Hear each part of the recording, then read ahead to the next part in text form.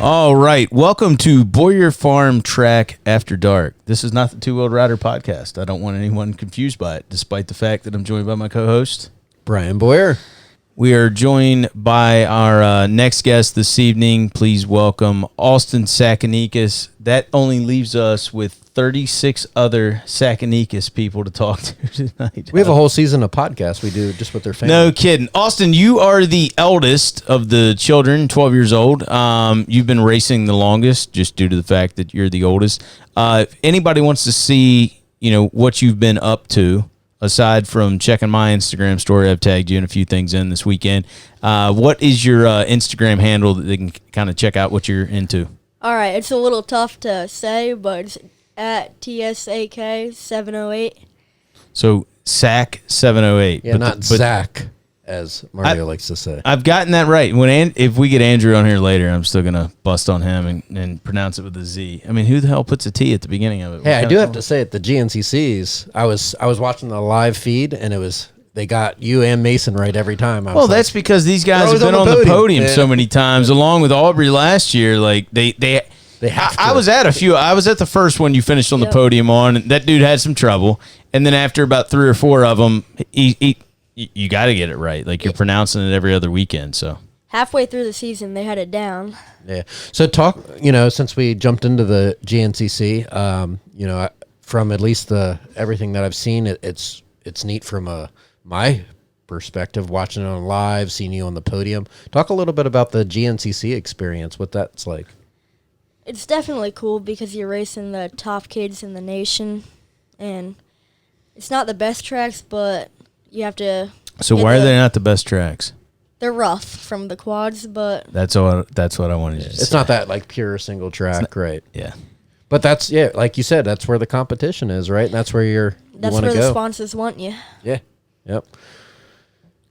So you are. Listen, I mean, last year I was watching you, and you were racing 65s. What are you racing this year? 1213 Super Mini. Yeah, so you just jumped 40 whole CCs, and God knows how many inches on those tires. What has the transition been like? Has it been I don't want to say has it been easy. It's always difficult to change bikes, but are you having more fun on the Super Mini? I mean, I can go faster, and I like going faster, but it's been a little rough. Yeah, and he kind of is going fast. So he's definitely going fast. I mean, I'm on a 250, and there's admittedly, I admitted this earlier when Mason was in here. I haven't been out on my 250 at all this weekend, mainly because I don't want to get embarrassed by a kid on a 105 or an 85, or if you decide to throw your leg over a 65 just for fun this weekend. I don't know. Maybe if it's a long straight course, I can beat you. But so I will have to say though, so last year we rode up here, and I didn't, no disrespect, didn't have to push really hard, and he comes out. Now you broke your wrist, and then you come back what was it? A couple weeks after you broke it, you're up here riding. I think 5 weeks after I broke my wrist, I was riding here. Yeah, and then you completely destroyed me. How is there? So one, how did that feel? And two, how do I break my wrist like that? I don't know. It's in my blood. I just go fast. Yeah. So did you feel just different this year, or do you still just feel like the same old kid? It's just you're progressing. I don't know. I've been working on a few things, and it's definitely helped. So what is? Listen, first. I don't want to say first race out. How many races you had this year? I know you did Hangover. Anything else after that? 3 or 4. Okay. You did Full Gas. Yep. Okay. How did you feel first GNCC last weekend, right? Yeah. How did you feel with your finish last weekend? Not necessarily could you ride better, but just at the end of the weekend, did you feel like you were pretty happy with your end result? I was okay with it, but there was a few things to work on. I want to go for the top 5.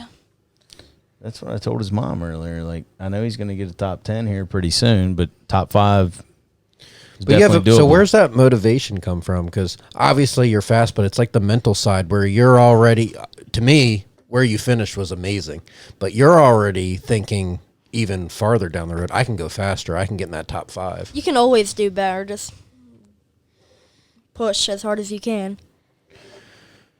And another cool thing that I heard, your mom was talking about how you're starting to help Pops in the garage to make things a little bit easier on him. Yeah. Well, he's at work. I've been trying to help with bike work. That's awesome. So do you enjoy that aspect of it? I mean, I have Baby Chi out there. He's my company. Ah, that's cool. So do you? And I'm just curious. Do you do that because you realize how much work has to be done? If you guys want to get to the race weekends, the more workload you can take off your dad's plate, the quicker you can get there. Or, and it might be a combination of the two. Do you just enjoy like working on the bikes and understand how they work a little bit better? I mean, you've got to know what you're racing, and whatever I can do to help my dad will let us get to the race earlier and earlier.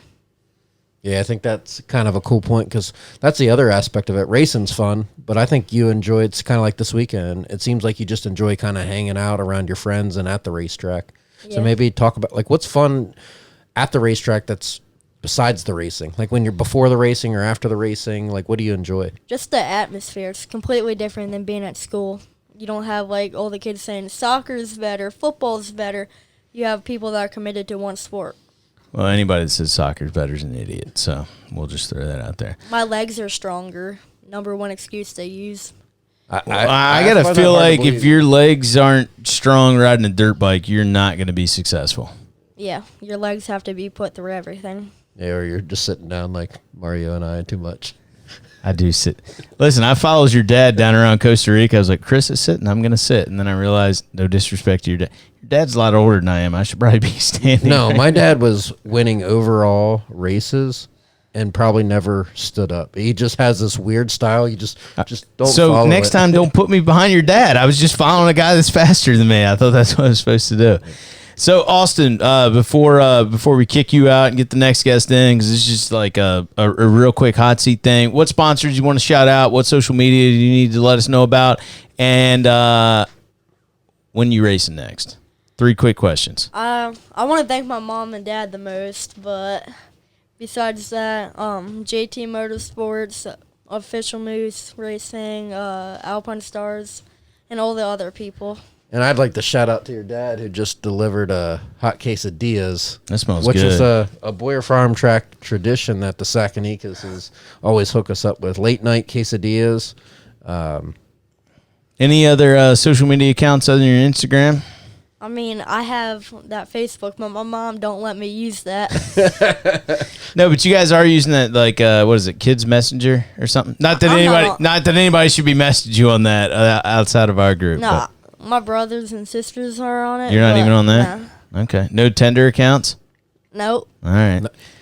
When you're that fast, you don't probably need Tinder. No, you don't need that. They just send you letters in the mail. Next race, when you racing again? Hopefully soon. I think next weekend at the SXCS. So what are you going to ride there? 1213 Super Mini and Schoolboy 1. All right. That'll be interesting to see. Yeah, I think it's what's neat about that series is like after you do a test, they start you based off of your overall finish, right? So you could kind of, obviously the Schoolboy starts kind of behind everyone, but you could technically be starting up with A riders if your test times are up there. Yeah. Does that help you a little bit, kind of starting with those riders or someone that you can kind of chase? Or do you like to kind of ride your own pace? Knowing that I'm with the faster people helps me go faster. I want to stick with them. See, I'm the opposite of that. As the race goes on, they move me further and further back, and it makes me want to catch those guys in front of me, which is most of the field at that point. So there's macaroni cheese in this quesadilla. That's awesome. all right. Pretty sure that was mine. I don't. Who do you hand it to? Exactly. We'll share. Well, there's here. 3 pieces, No, and there's I'm good. 3 of us. All right, Austin. Appreciate you being in here, and we're gonna let you get some sleep because I'm assuming we're riding all day tomorrow. So, thanks so much for joining us, and hopefully we'll have you on a full podcast at some point. Yep, that'd be cool. All right, thanks, man.